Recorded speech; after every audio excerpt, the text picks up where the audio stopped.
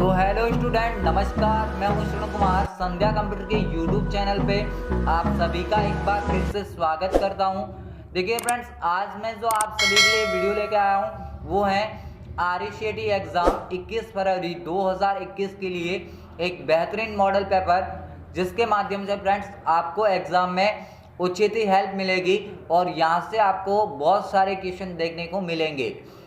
तो फ्रेंड्स, मैं आपसे एक रिक्वेस्ट करना चाहूँगा कि अभी तक इस चैनल के माध्यम से जो 3.5 घंटे की RCET महामैराथन क्लास हुई थी, यानी कि 1 से लगा के 16 टॉपिक तक सारे डाउट क्लियर, अगर आपने अभी तक नहीं देखी हैं तो प्लीज़ इस वीडियो के डिस्क्रिप्शन में जाए या फिर इस चैनल पे जाए, वहाँ से महामैराथन क्लास को एक बार अवश्य रूप से देखें। तो फ्रेंड्स, बढ़ते हैं पहले क्वेश्चन की तरफ। आपके सामने जो सबसे पहला क्वेश्चन है कि खाली जगह पर जब क्लिक किया जाता है तो इंटरनेट पर दूसरा वेब पेज खुल जाता है। तो फ्रेंड्स, अच्छा क्वेश्चन है, देखिएगा। इसका जो राइट आंसर होगा वो आप सभी के लिए होगा हाइपरलिंक, यानी कि ऑप्शन नंबर ए यहाँ से आपका राइट आंसर हो जाएगा।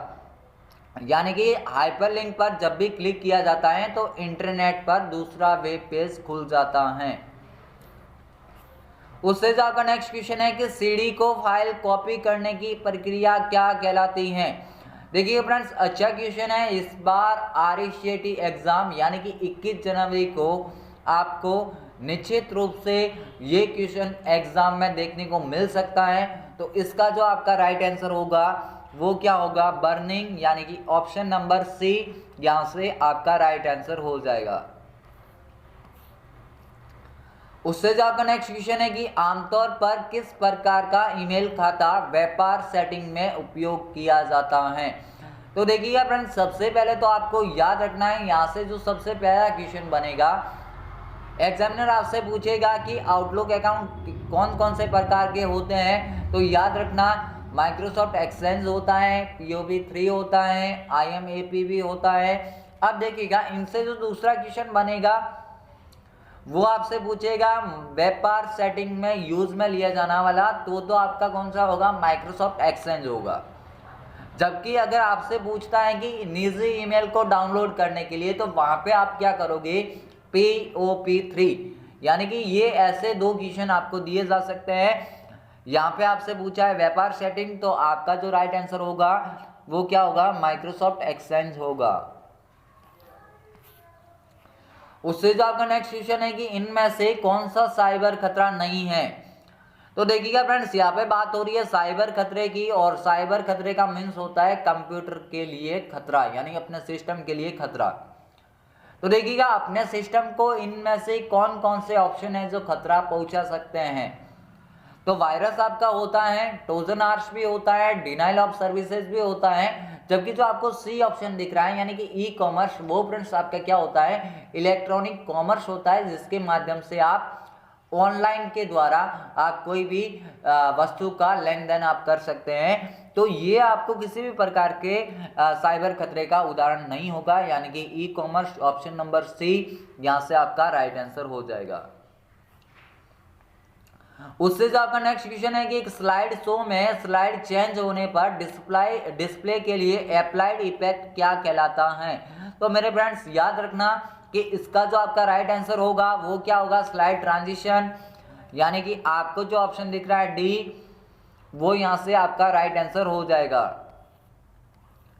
उससे जो आपका नेक्स्ट क्वेश्चन है कि मोशन पाथ क्या है। फ्रेंड्स, अच्छा क्वेश्चन है, इस बार निश्चित ही आपको एग्जाम में देखने को मिल सकता है। तो मोशन पाथ आपका क्या होता है, अगर ऐसा क्वेश्चन मिलता है तो आप याद रखना कि ये क्या होता है, एक स्लाइड पर आइटम्स को मूव कराने की एक विधि होती है, जो फ्रेंड्स आपकी क्या कहलाती है, मोशन पाथ कहलाती हैं। तो इसका जो राइट आंसर हो जाएगा आप सभी के लिए ऑप्शन नंबर सी यहाँ से राइट होगा। उससे जो आपका नेक्स्ट क्वेश्चन है फ्रेंड्स, आपसे पूछा है टाइम्स न्यू रोमन क्या है। तो मेरे फ्रेंड्स, याद रखना कि जो आपका टाइम्स न्यू रोमन होता है वो क्या होता है, एक फॉन्ट होती है, यानी कि ऑप्शन नंबर ए यहाँ से राइट आंसर हो जाएगा। अब देखिएगा, यहाँ से जो आपको दूसरा क्वेश्चन पूछने का तरीका ये होगा, आपसे पूछ सकता है कैलिब्री क्या है, एरियल क्या है, सेंचुरी क्या है। तो मेरे फ्रेंड्स याद रखना कि ये सभी क्या होती हैं, फॉन्ट ही होती हैं। उससे जो आपका नेक्स्ट क्वेश्चन है कि नवीनतम एंड्रॉइड मोबाइल ओएस कौन सा है। तो देखिए यार फ्रेंड्स, बात हो रही है एंड्रॉइड की और बात हो रही है और नवीनतम। तो जो नवीनतम है एंड्रॉइड का आपके बुक के अकॉर्डिंग है नोगाट, जबकि जो सबसे पुराना है वो फ्रेंड्स आपका कौन सा है, एस्ट्रो। यानी कि सबसे नवीन तो कौन सा है, नोगाट 7.0, जबकि अगर आपसे पूछना है सबसे पुराना वर्जन तो आपका है एस्ट्रो। उससे जो आपका नेक्स्ट क्वेश्चन है कि निम्न में से कौन से प्राधिकरण ने आधार कार्ड को जारी किया। तो मेरे फ्रेंड्स याद रखना कि जिसने आधार कार्ड को जारी किया वो आपकी कौन है, UIDAI, यानी कि unique identification authority of India. यहाँ से राइट आंसर हो जाएगा। जबकि आप याद रखना यहाँ से देखिएगा, ये जो आपका टॉपिक उठाया गया है मेरे ख्याल से ये 10वें टॉपिक से आपका, सॉरी 7वें टॉपिक से हो सकता है आपके लिए। देखिएगा इसके अंदर आपको याद रखना है कि UIDAI इसके द्वारा तक इसको जारी किया आधार कार्ड को। जबकि पैन कार्ड का अगर पूछता है तो याद रखना है NSDL। जबकि अगर आपसे पूछता है राष्ट्रीय मतदाता सेवा पोर्टल की शुरुआत किसने की, उस केस में आप याद रखोगे NVSP, यानी कि नेशनल वोटर सर्विस पोर्टल। तो फ्रेंड्स क्वेश्चन कैसे भी पूछा जा सकता है, आपको आराम से टैकल करना है और सभी क्वेश्चन को अटेंड करना है, जिससे क्या होगा कि आपके बनेंगे इस बार 90 से पार और RSAT में आपका होगा बेड़ा पार। फ्रेंड्स जो अपना 10वां क्वेश्चन है कि राजस्थान सरकार द्वारा लॉन्च क्लाउड स्टोरेज बेस्ड समाधान कौन सा है। तो देखिए फ्रेंड्स बात हो रही है क्लाउड स्टोरेज की। अब क्लाउड स्टोरेज क्या करते हैं, आपको इंटरनेट के माध्यम से आपके डॉक्यूमेंट को स्टोर करने में आपकी हेल्प करते हैं। जहाँ पे जो आपको दिख रहा है राजी वॉल्ट, इसको राजस्थान सरकार ने लॉन्च किया। जबकि जो बाकी आपके क्लाउड स्टोरेज होता है मेरे ख्याल से आप सभी जानते होंगे, गूगल ड्राइव होता है, माइक्रोसॉफ्ट वन ड्राइव भी होता है, ड्रॉप बॉक्स भी होता है। तो ऐसे क्वेश्चन आपको देखने को मिल सकते हैं। और देखिएगा फ्रेंड्स आपकी आंखों के सामने जस्ट ये क्वेश्चन है कि क्लाउड स्टोरेज प्लेटफॉर्म का उदाहरण है। तो अभी मैंने जो नाम बोले हैं, यानी कि गूगल ड्राइव भी होता है, माइक्रोसॉफ्ट वन ड्राइव भी होता है, ड्रॉप बॉक्स भी होता है। तो आपके लिए जो राइट आंसर हो जाएगा उपरोक्त सभी, यानी कि ऑप्शन नंबर डी। उससे जो आपका नेक्स्ट क्वेश्चन है कि मॉडेम का पूर्ण रूप क्या है। फ्रेंड्स देखिएगा अच्छा क्वेश्चन है, देखने को मिल सकता है इस बार। तो मॉडेम का अगर पूरा नाम पूछता है तो उस केस में तो क्या याद रखोगे, मॉड्यूलेटर टू डीमॉड्यूलेटर। और अगर आपसे ऐसा पूछता है कि वह युक्ति या वह उपकरण जो एनालॉग सिग्नल को डिजिटल सिग्नल में बदलता है, तो उस केस में भी आप क्या करोगे, मॉडेम को राइट करोगे। यानी क्वेश्चन पूछने का लैंग्वेज कैसी भी हो सकती है, आपको हमेशा याद रखना है कि मॉडेम से जब भी क्वेश्चन बनेगा 2 क्वेश्चन आपके लिए बन सकते हैं। उससे जो आपका नेक्स्ट क्वेश्चन है कि निम्न में से कौन सा ऑपरेटिंग सिस्टम मल्टीटास्किंग को वास्तव में लागू नहीं करता। तो फ्रेंड्स देखिएगा मल्टीटास्किंग, सबसे पहले इस वर्ड को समझना है कि मल्टीटास्किंग, मल्टी का मतलब होता है अधिक, यानी एक से अधिक, और आपका टास्किंग होता है यानी टास्क या फिर आप कार्य बोल सकते हो, यानी कि एक समय में एक से अधिक कार्य को करना। अब इधर जो आपको दिख रहा है कि MS-DOS यानी कि Microsoft disk operating system, friends ये कभी भी मल्टीटास्किंग का उदाहरण नहीं होगा, क्योंकि ये एक समय में एक से अधिक कार्य को नहीं कर सकता, और ये CLI प्रकार का यानी कमांड लाइन इंटरफेस प्रकार का ऑपरेटिंग सिस्टम होता है। तो यहाँ से जो आपका राइट आंसर हो जाएगा MS-DOS, यानी कि ऑप्शन नंबर डी। उससे जो आपका नेक्स्ट क्वेश्चन है कि डेजीविल प्रिंटर किस प्रकार का एक प्रिंटर है। फ्रेंड्स पक्का रट लेना, इस बार प्रिंटर से एक आध क्वेश्चन आपको देखने को मिल सकता है। जब भी क्वेश्चन मिलेगा या तो फिर आपसे पूछेगा डेजीविल या फिर पूछेगा डॉट मैट्रिक्स, उस केस में तो आप याद रखोगे इम्पैक्ट प्रिंटर को। यानी कि ये तो दोनों किसके उदाहरण हैं, इम्पैक्ट के होते हैं, हालांकि कैरेक्टर के होते हैं, बट यहाँ पे ऑप्शन में आपको इम्पैक्ट दिया है तो ये याद रखना है। जबकि जो आपके नॉन इम्पैक्ट होते हैं वो आपके होते हैं इंकजेट होता है, लेजर होता है, थर्मल होता है। अब इनके यूजेस आपको पूछ सकता है, तो इंकजेट का जो संबंध है इंक के स्प्रे से है, जबकि जो आपका लेजर प्रिंटर होता है उसका संबंध होता है ब्लैक पाउडर या फिर आप बोल सकते हो टोनर या सूखा पाउडर, उससे उसका यूज होता है। जबकि जो आपको दिखता है थर्मल प्रिंटर, तो उस प्रिंटर से आप याद रखना कि वो जब भी प्रिंट करेगा गर्म धातु का उपयोग करेगा। एक क्वेश्चन आपको पूछा जा सकता है कि प्रिंटर की क्वालिटी किस में मापी जाती है, उस केस में आप याद रखोगे DPI। और अगर DPI का पूरा नाम पूछता है तो मेरे फ्रेंड्स याद रखोगे क्या होता है, डॉट्स पर इंच होता है। उससे जो आपका नेक्स्ट क्वेश्चन है कि पेपर पर बनी लाइनों और लाइनों के बीच खाली स्पेस व विशेष सीनों को पढ़ने के लिए किसका प्रयोग किया जाता है। तो फ्रेंड्स देखिएगा, अगर ऐसा क्वेश्चन आपको देखने को मिलता है तो उस केस में आप BCR को राइट करोगे, यानी कि BCR का मीन्स होता है बारकोड रीडर। ये आपको किसी भी विशेष प्रोडक्ट के संबंधी आपको जानकारी प्रोवाइड कर सकता है।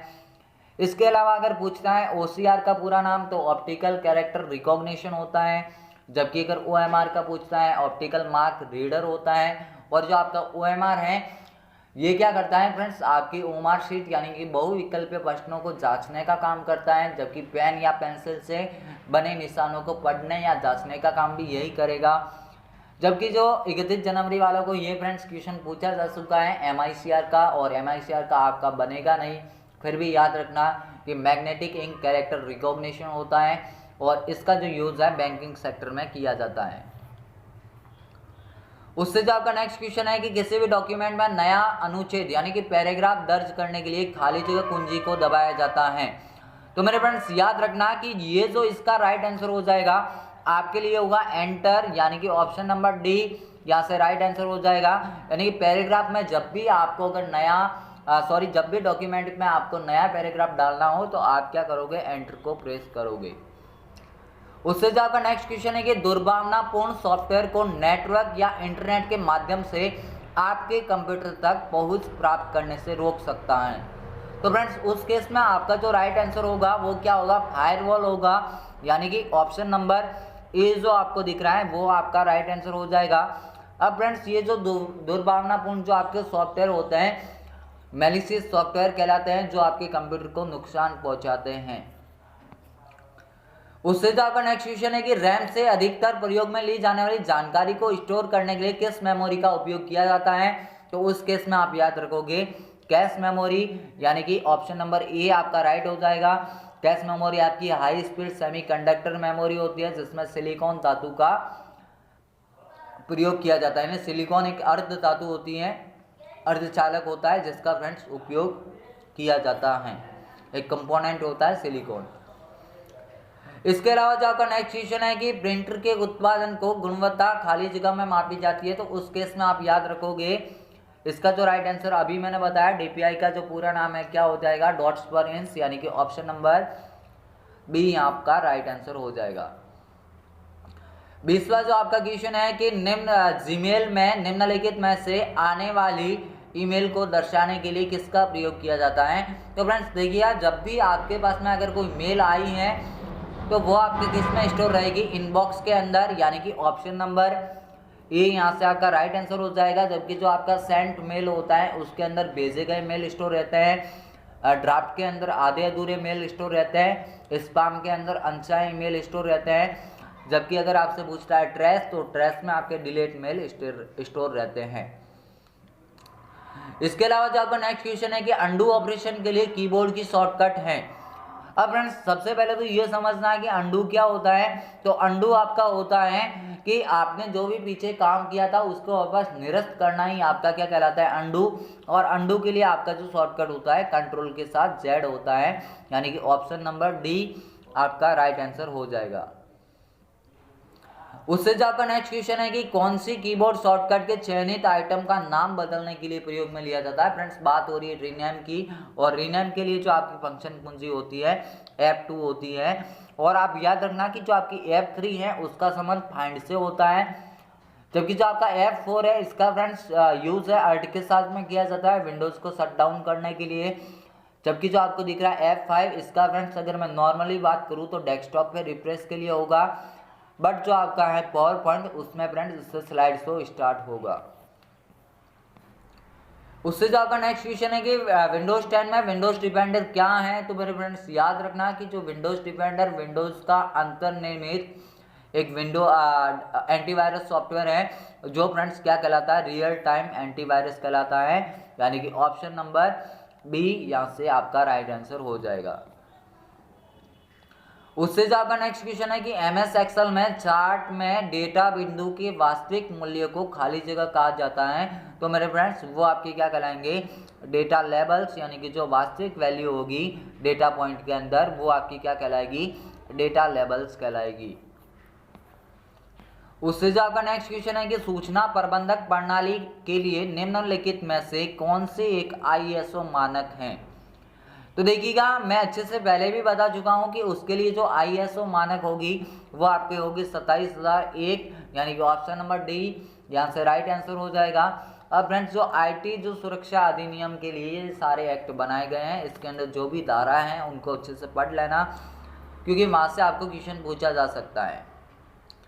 उससे जो आपका नेक्स्ट क्वेश्चन है कि पावर पॉइंट में पहले से ही इंसर्ट इमेज को एडिट करने पर क्या घटित होता है। तो मेरे फ्रेंड्स याद रखना कि आपने जो पहले से ही इंसर्ट इमेज की है उसको जब भी एडिट करोगे तो वो चेंज नहीं होगी, यानी कि जो आपका ऑप्शन नंबर ए है वो आपका यहाँ से राइट आंसर हो जाएगा, यानी कि स्रोत फाइल को जो पहले से इंसर्ट हुई थी चेंज नहीं होती। उससे जो आपका नेक्स्ट क्वेश्चन है कि दस्तावेज में हेडर और फुटर का मूल उद्देश्य क्या होता है। तो फ्रेंड्स देखिएगा, जो आपका कोई भी डॉक्यूमेंट होता है हेडर हमेशा ऊपर की तरफ होगा, फुटर हमेशा नीचे की तरफ होगा। इसमें जब भी आप ऊपर में एड्रेस लिख सकते हो, नीचे में ऊपर में टाइटल लिख सकते हो, नीचे वाले में फुटर में आप एड्रेस अपना लिख सकते हो।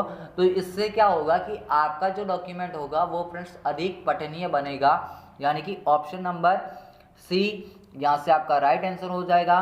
फ्रेंड्स मैं आप सभी लोगों से एक बार फिर से निवेदन करना चाहूँगा कि अगर आपने अभी तक महामैराथन क्लास यानी कि 3.5 घंटे की क्लास ली गई थी, अगर आपने नहीं देखी हो तो वीडियो के डिस्क्रिप्शन में जाए या फिर चैनल पे जाए और वहाँ से एक बार महामैराथन क्लास को अवश्य रूप से देखें।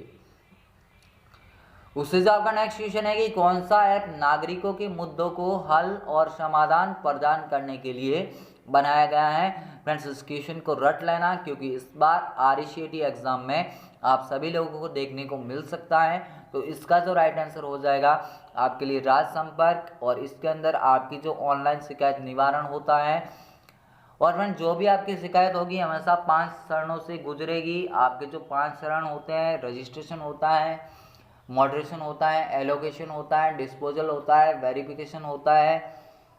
यहाँ से जब भी आपको क्वेश्चन पूछा जाएगा एक ऑप्शन आपको दिया जाएगा स्क्रूटिनाइजेशन कि कौन सा नहीं होता। तो आप याद रखना कि आपका जो स्क्रूटिनाइजेशन होता है वो फ्रेंड्स इसका स्टेप नहीं होता है।